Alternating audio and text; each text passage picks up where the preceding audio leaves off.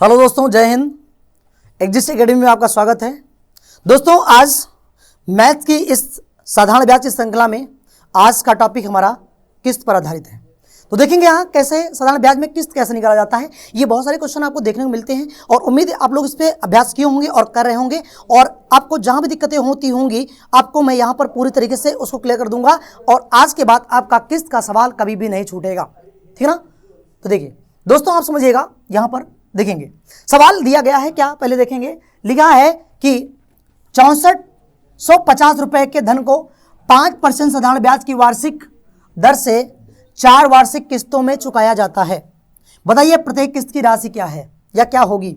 दोस्तों यहां देखेंगे कह रहा प्रत्येक किस्त की राशि क्या है, यानी कितनी पैसा जमा करें कि वो पूरा हो जाए, और कह रहा 4 वार्षिक किस्त देना है, यानी 4 बार में देना है। तो करना क्या है दोस्तों, इसको सवाल को लगाने से पहले आप समझेंगे कैसे इसको किया जाता है। एकदम ट्रिकी मॉडल बताएंगे आपको, एकदम सिंपल सा। देखिए कैसे। तो क्या लेना है आपको, लेना है 100%। पहले साल 100, कह रहा 4% वार्षिक दर, तो 4 जोड़ेंगे कितना होगा 104, फिर उसके बाद 108, उसके बाद 112। आप देख रहे हो कितने साल हुआ, तो कह रहा 4 वर्ष बाद, तो पहला, दूसरा, तीसरा और चौथा। दोस्तों ये कितना 4 साल। अब क्या करेंगे, इसको ऐड करते हैं, देखते हैं कितना आता है। तो 8 4 12, 12 2 14। उसके बाद देखेंगे यहाँ पर कितना हो जाएगा, ये हो जाएगा 2 और ये हो जाएगा 4। तो आपसे अगर बोले बच्चों कितना आया, तो आप कहेंगे 424%। कितना आया 424%। ठीक है ना।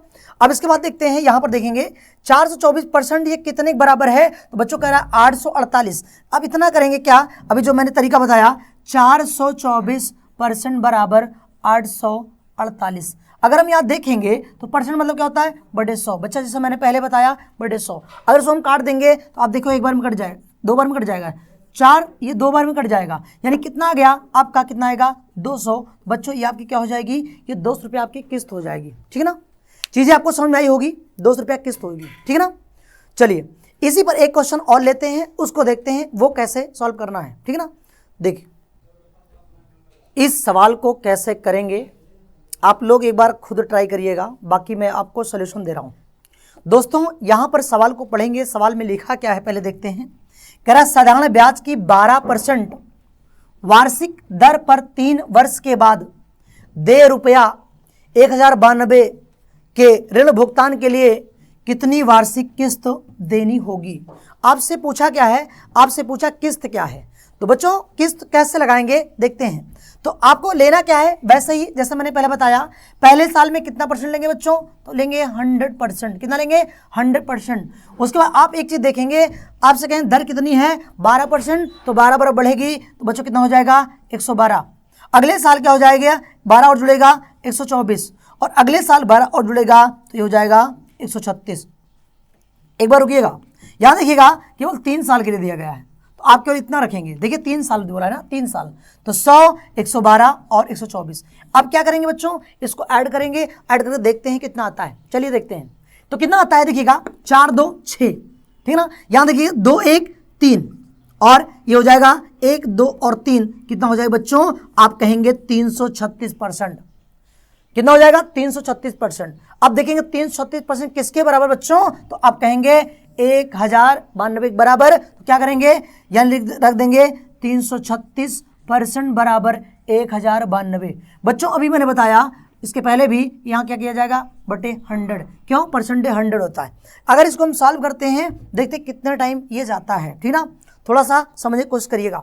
इसको मैं थोड़ा छोटा करके काटता हूँ। ठीक है ना। देखते हैं, जैसे मान लो इसको हम 2 से काट देते हैं, तो क्या बनेगा, 2 1 कम 2, कितना बचे बेटा 1, और ये होगा 13, कितना हो जाएगा 2 6 12 और 2 बटे 16। ठीक है ना। यहाँ देखेंगे, इसको काट देंगे, 2 5 10 और ये 0। उम्मीदें चीज़ समझ में आ रही होंगी। ठीक है ना।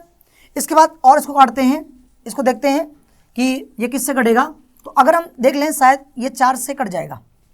4 चौक 16 और 4 दूना 8, यहाँ देखेंगे 4 दूना 8, ये बचेगा 2, 29 4 7 28 और 4 3 12। ठीक है ना।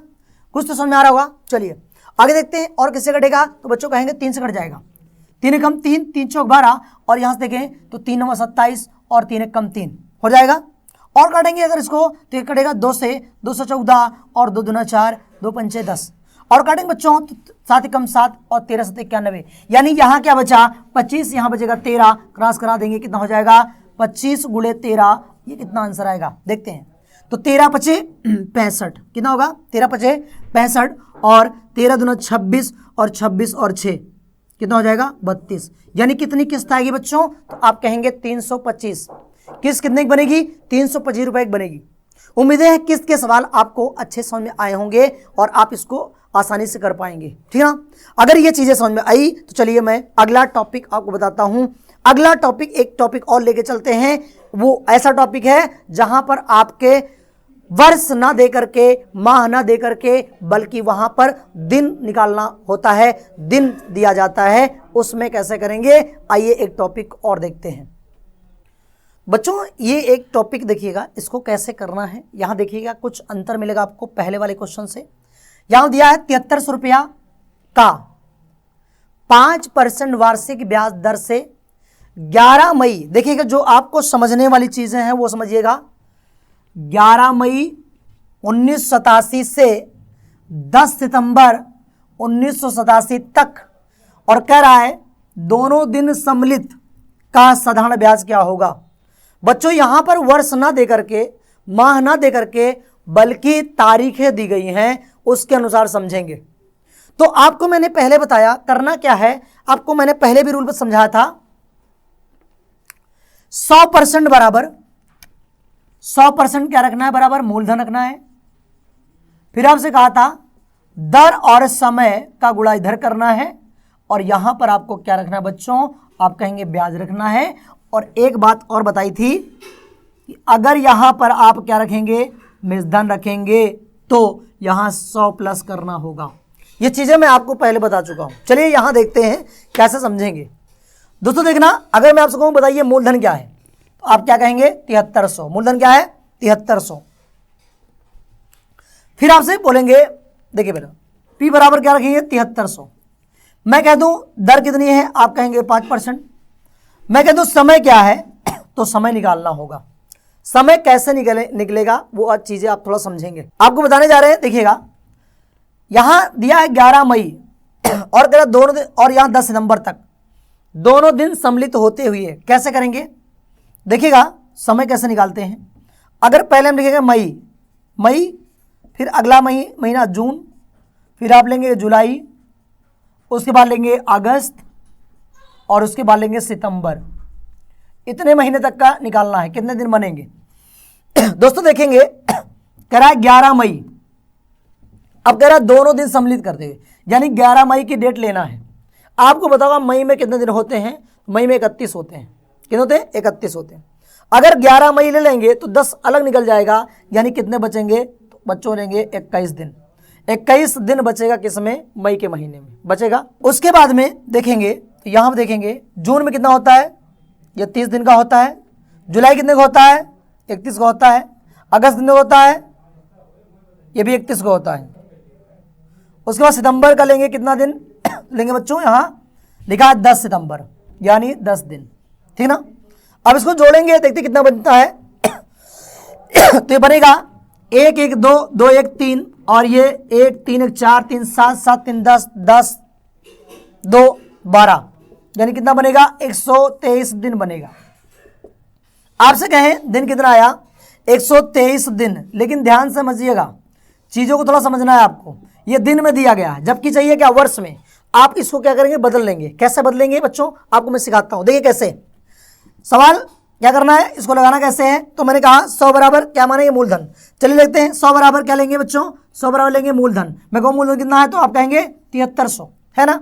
उसके बाद देंगे दर समय गुणा, दर कितनी है, आप लेंगे 5, समय कितना है 123 दिन है। अब थोड़ा एक बात समझिएगा, दिन की बात कर रहा है, तो एक साल में कितना 365 दिन होता है। आपको इसको वर्ष बदलने के लिए 365 से भाग करना पड़ेगा, यानी यहां लिखेंगे 365, और आगे बराबर आपको निकालना क्या बच्चों, आपसे कहा है साधारण ब्याज, या यहां क्या निकलेगा, यहां निकलेगा ब्याज।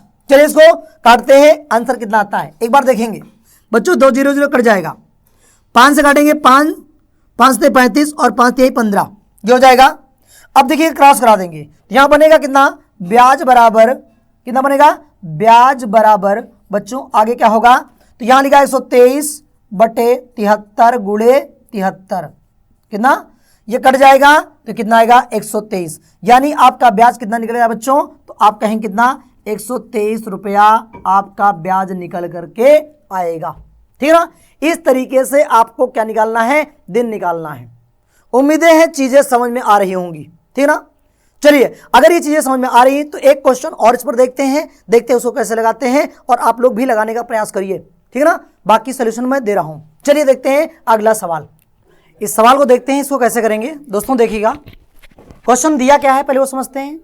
क्वेश्चन में ये कह रहा है कि 36,000 की राशि 9.5% वार्षिक ब्याज की दर पर 5 जनवरी से 31 मई 2013 तक का साधारण ब्याज क्या होगा। बच्चों, अगर मैं आपसे ये पूछता हूं कि बताइए मूलधन क्या है, तो आप क्या कहेंगे, मूलधन आपका कितना है, 36,000 है। ठीक ना। आपसे कहें दर कितनी है, तो आप कहेंगे 9.5%। लेकिन आपसे पूछ लिया जाए कि बेटा ये बताइए आपका समय क्या है, तो पहले समय निकालना पड़ेगा, और देखते हैं कैसे निकालेंगे, पहले समझते हैं। तो देखिए यहाँ कह रहे हैं 5 जनवरी से, तो आप पहले क्या लिखेंगे, जनवरी लिखेंगे, जनवरी, फिर उसके बाद फरवरी, उसके बाद मार्च, फिर देखेंगे अप्रैल, और उसके बाद में आप देखेंगे तो आगे मई आएगा। क्या आएगा, मई। इसमें देखते हैं तो क्या होगा। देखिए जनवरी है ना, जनवरी में कितना कह रहा है, 5 जनवरी से, यानी 5 जनवरी से, तो देखेंगे जनवरी कितने की होती है बच्चों, तो जनवरी होती है 31 की, यानी जनवरी माह में 31 दिन होता है। 5 ये निकाल देंगे तो क्या होगा, ये लेंगे 26। ठीक ना, 26 दिन यहाँ बचेगा। फरवरी, देखिए ये 2013 ये कैसा है, साधारण वर्ष है। साधारण वर्ष में फरवरी कितने की होती है, 28 की होती है, तो यहाँ क्या लेंगे, इसको 28 ले लेंगे। उसके बाद में मार्च देखेंगे, मार्च में कितना दिन होता है, तो आप कहेंगे 31 होता है। अप्रैल में कितना होता है, 30 होता है, और मई का महीना दिया गया है 31 दिया है, 31 मई, इसको पूरा लेंगे 31 हो जाएगा।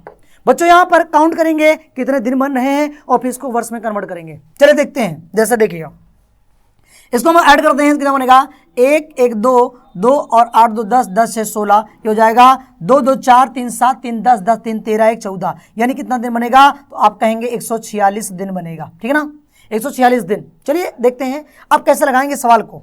तो बच्चों 146 दिन बना। अब ये देखिए दिन है, इसको सॉल्व कैसे करेंगे, तो आपको मैंने एक तरीका बताया था। ठीक ना, चीजें समझ में आ रही होंगी। चलिए इसको हम इसी फार्मूले पर पुट करते हैं, कितना बनेगा। ठीक है ना दोस्तों, देखते हैं जैसे करना कैसे है, इधर देखेंगे, जैसे समझिएगा। मैं कहता हूं 100 बराबर क्या मानोगे, तो आप कहेंगे मूलधन कितना है, 36,000। समझते चलिएगा, 100 बराबर कितना है, 36,000। उसके बाद देखिए दर कितना है, 9.5% और गुणे, याद रखिएगा यहाँ दिन दिया गया है। मैंने कहा दिन को वर्ष में बदलना हो तो क्या करना पड़ेगा, 365 से भाग करना पड़ेगा। ठीक है ना, तो देखिए 365 से भाग करेंगे, यानी 146 बटे 365, और बराबर में क्या रखेंगे, आपको निकालना ब्याज। बच्चों यहाँ रख देंगे ब्याज। देखिए कैसे को काटते हैं। अगर आप यहाँ देखेंगे, अगर मैं यहाँ दशमलव हटा दूं, एक जीरो यहाँ बढ़ जाएगा, बढ़ेगा ना। चलिए काटते हैं, तो देखते हैं, यहाँ देखो 3 0 3 0 कट जाएगा, ये कैंसिल हो गया। अब यहाँ काटना है, यहाँ कैसे कटेगा आप समझिएगा। देखिएगा अगर मैं इसको काट दूं 5 से, तो हो जाएगा 5 कम 5 5 9 45 19 हो जाएगा, और 5 7 35 और 5 3 15 हो जाएगा बच्चों। फिर देखें क्या हुआ, ये 73 146, अगर मैं 73 दूना कितना होगा, 146। अब यहाँ बचे कितना, 19 और 2, 19 दूना 38, गुणा कर लो, 19 दूना 38 गुणे 36, 38 गुणे 36। बच्चों ये गुणा करेंगे तो ये लगभग कितना आएगा, आप गुणा करेंगे लगभग आएगा 1368। ये क्या निकलेगा, ये आपका ब्याज निकलेगा। इस तरह से ये भी टॉपिक आपका फिनिश हो गया है। बच्चों आपको मैं एक चीज बताना चाह रहा हूं, देखिएगा यहां पर ये सारे टॉपिक जितने साधारण ब्याज के हैं, मैंने सारे टॉपिक करवा दिया है। आपके लिए एक अलग से एमसीक्यूज वाला एक प्रैक्टिस सेट लेकर के आएंगे अलग से, जिसमें आपके 50 से या 100 क्वेश्चन लगभग होंगे, उसको मैं अलग से करवाऊंगा और पूरी सीरीज करवाऊंगा, जिससे कि आपकी प्रैक्टिस बहुत अच्छी से हो सके। तो आप लोग उसका इंतजार करिए, जल्द ही अगली सीरीज आने वाली है। बहुत बहुत धन्यवाद।